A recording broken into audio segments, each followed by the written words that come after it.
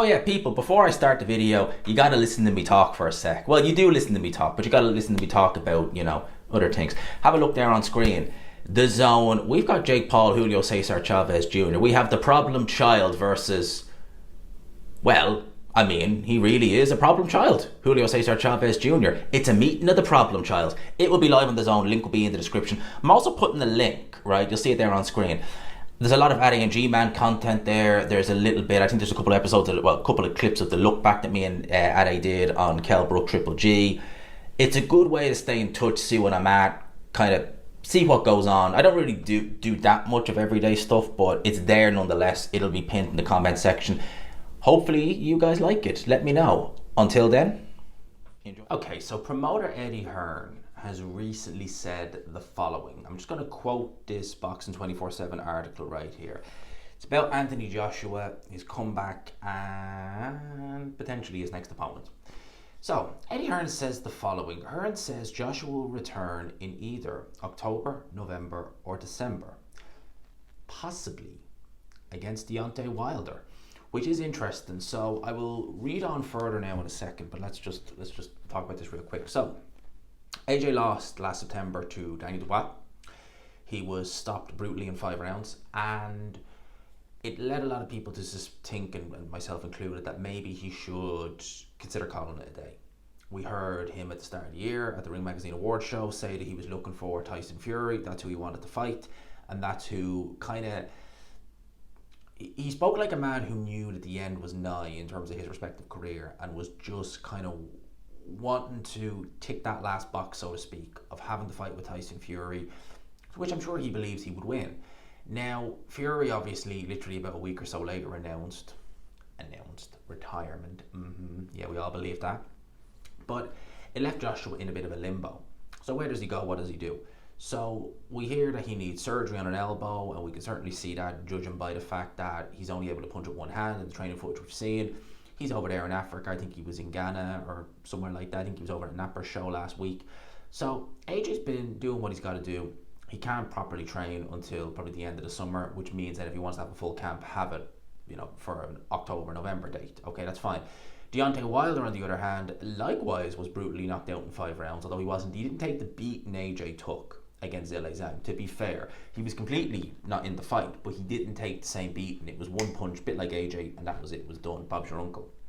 So he's on a really bad run of form, though. At least with Anthony Joshua, he had a couple of wins. A few of us speculate that he might be able to do something still. It's evidently not the case, but with Wilder, it shows how good matchmaking can fool you, because he got those 2 schlackens against Tyson Fury.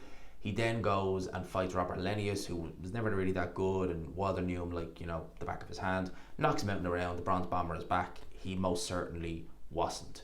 So that's the kind of context we're at. Let's just have a quick read of this. Eddie Hearn has spoken again about former 2-time heavyweight champion of the world Anthony Joshua's future. Hearn, speaking to the Mirror, said plans is for AJ to return to the ring in October, November or December, and then ideally fight Tyson Fury twice. And on the subject of who Anthony Joshua could face in those months following successful elbow surgery, Hearn said he's not ruling out a fight with Deontay Wilder in any way. Wilder makes his return to the ring this Friday against little unknown Tyrrell Herndon, and the former WBC champ recently said that he is still very much interested in a fight with Anthony Joshua. Who knows, maybe the heavyweight collision that should have happened as far back as 2018 could still happen in 2025. I don't know, I don't see why not, Hearn said. With regards to Anthony Joshua fighting Wilder at the end of the year, I mean, we take that fight in October, November or December. It's still dangerous. Like someone said to me, oh, you think it'll be a dangerous fight? I said, they're all something dangerous. We want the fight with Fury, and that's the plan, is for us to fight in October or November or December, and then fight Fury twice, or certainly once. And I can't see that fight not happening as long as AJ comes through later this year. So that's basically what he is saying there. So Eddie Hearn really wants Tyson Fury. That's the main fight. You have to remember, Anthony Joshua, I think he still has that rematch clause in place for the Daniel Dubois fight. Well, the winner of Dubois-Usyk. But he doesn't seem like he even wants that. It's almost like Eddie Hearn is kind of maybe looking and thinking, look, Dubois is probably not going to win. we take the Dubois fight, but look, we've lost the bout with them comprehensively. It's unlikely we're going to beat them again at this point in his respective career. So he's looking to see what's the maximum money. And to be honest with you, even a Usyk trilogy or Dubois rematch would probably pale into insignificance in comparison to the amount of money you would get for facing Tyson Fury once, much less twice, depending on how good the first fight is. So I can see what Eddie Hearn is doing there. It does kind of make sense in fairness. But look, Wilder is at this stage in his respective career. I mean, like, he's fighting a guy who, I mean, this was a guy, I think, did Nefe Ajagba make his debut against this guy? So you're brought in for a debutant to just look good against, and this is the guy Wilder was fighting. Having seen some of the interviews with him, like with Ariel Helwani, he doesn't sound in a good headspace. He doesn't seem physically like he's there. I'm not looking forward to this. I'm thinking Deontay Wilder should have enough in the tank, of which there's very little, but you don't need very much in the tank to beat someone like this, no disrespect. But for me, it just seems apparent that they are holding out for one and I say they. Yes, Deontay Wilder, but yes, definitely. You know, he's his own man, I guess. Well, he wants to believe he is anyway. But his team certainly pull out the strings. But his team certainly want that one last payday. They know that they can maybe just about, if there's any little bit of milk left, we're gonna flip and squeeze it out. That's what they're ultimately trying to do, and that's what they ultimately want. They want to get that one last payday out of Deontay Wilder by any stretch of the imagination, by any means necessary.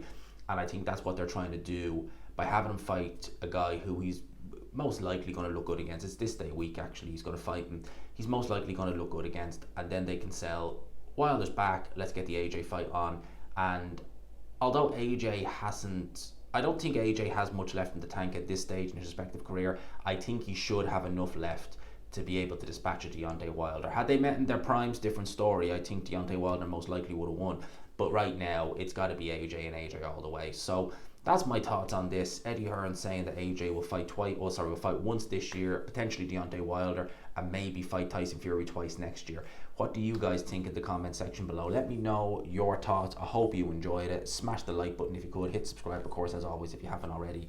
I am working on this. It is a work in progress. I am not tech savvy in the slightest, and I am literally trying everything.